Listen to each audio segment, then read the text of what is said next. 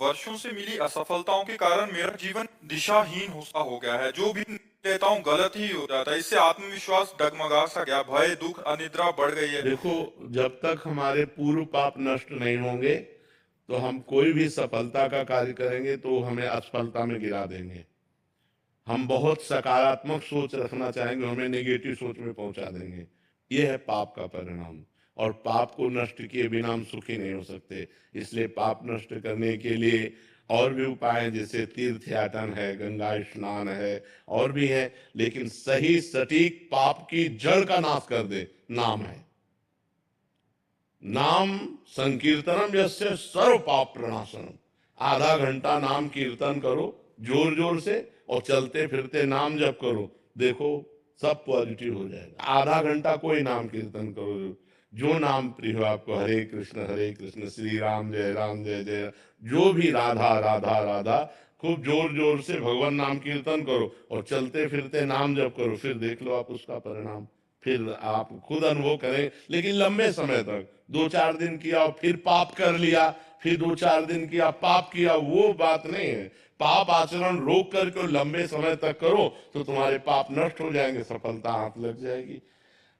सबको सफलता क्यों नहीं प्राप्त होती, सबको सुख प्राप्त क्यों नहीं होता, लेकिन सब लोग सुख के लिए ही कार्य करते और दुख क्यों प्राप्त होता है? उसका कारण पाप है।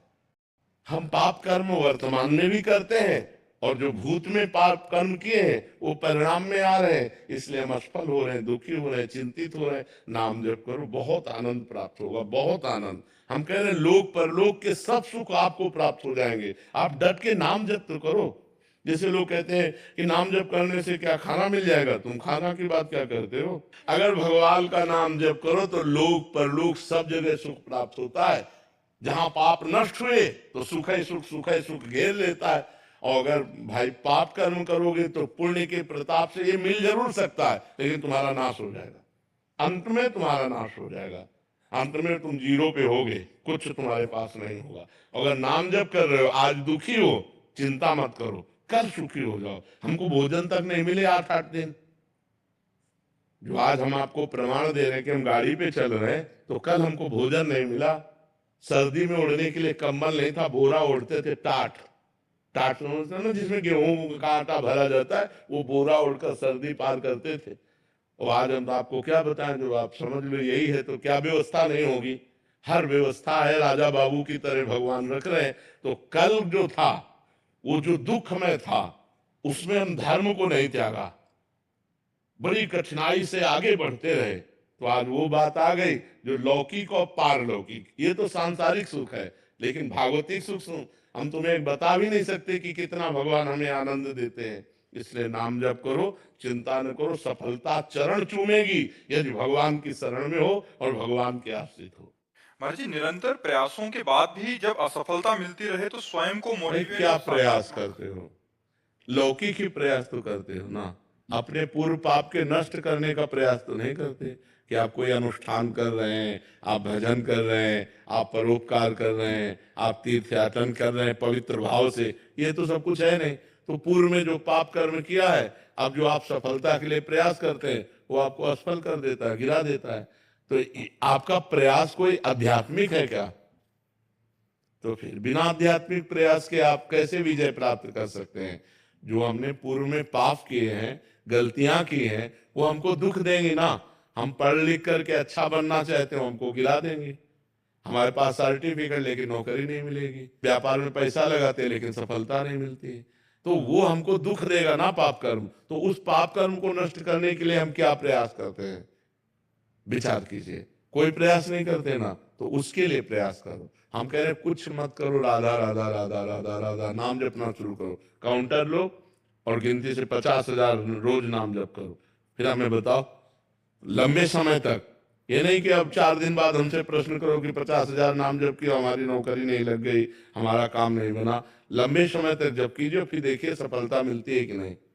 कुछ जने बिना प्रयास के भी महाराज जी, क्या उनका पूर्व का प्रारंभ। पूर्व का पुण्य, पूर्व का पुण्य है कि उनका प्रयास कोई ज्यादा प्रशंसनीय नहीं है, पर वो सफलता प्रशंसनीय प्राप्त कर रहे हैं, ये पूर्व का पुण्य है। ऐसा भी देखा जाता है कि वो बिना उसमें योग्यता भी नहीं है फिर भी बिल्कुल, हाँ, योग्यता भी नहीं, प्रयास भी नहीं, सफलता अधिक है, ये पूर्व का पुण्य उनका काम कर रहा है। योग्यता है, प्रयास भी है, लेकिन सफलता नहीं, ये पूर्व का पाप उसको गिरा रहा है। क्रम होता है, जब पुण्य लगेगा तो आप पाप कर्म करो तो भी उन्नति होती चली जाएगी, और जब पुण्य का संयोग आएगा, जैसे पाप का लगा संयोग, तो अब आप चाहे जितना पुण्य करो, आप चाहे जितना धर्म करो, वो आपको दुख ही देता चला जाएगा। और पुण्य का संयोग है तो आप पाप कर्म करो तो भी आपको सुख मिलता चला जाएगा। लेकिन जब ये पुण्य खत्म होगा और पूर्व का पाप और वर्तमान का पाप मिलेगा तो आपको कष्ट दे देगा।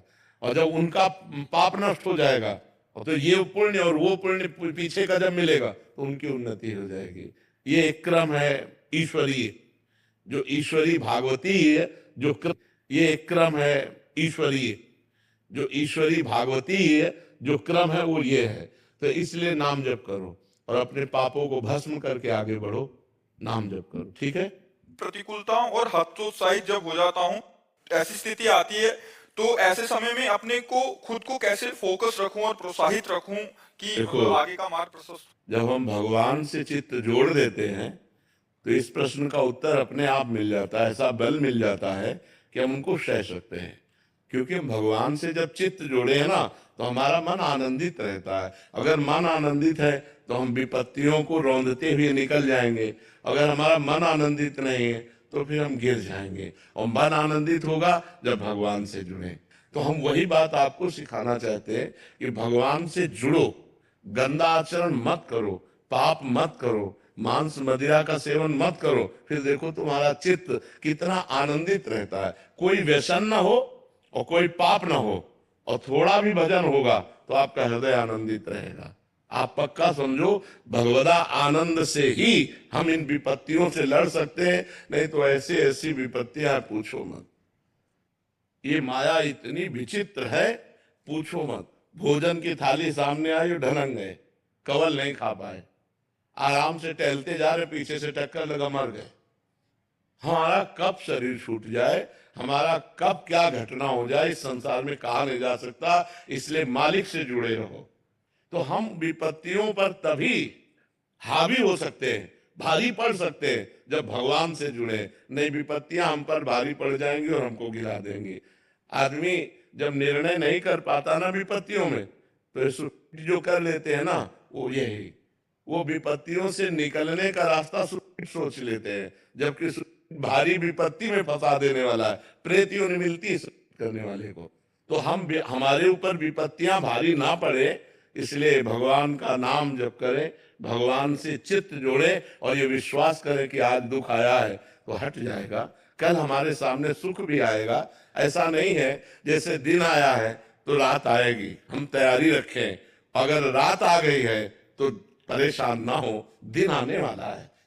दुख आया है तो सुख आएगा, सुख आया है तो दुख आएगा। ये क्रम चल रहा है, मनुष्य जीवन का क्रम है। हमको तैयार रहना चाहिए। जैसे हम रात्रि के लिए बिजली गई तो हम इन्वर्टर की व्यवस्था करते हैं, जनरेटर की व्यवस्था करते हैं कि हम अंधेरे से व्याकुल ना हो। ऐसे ही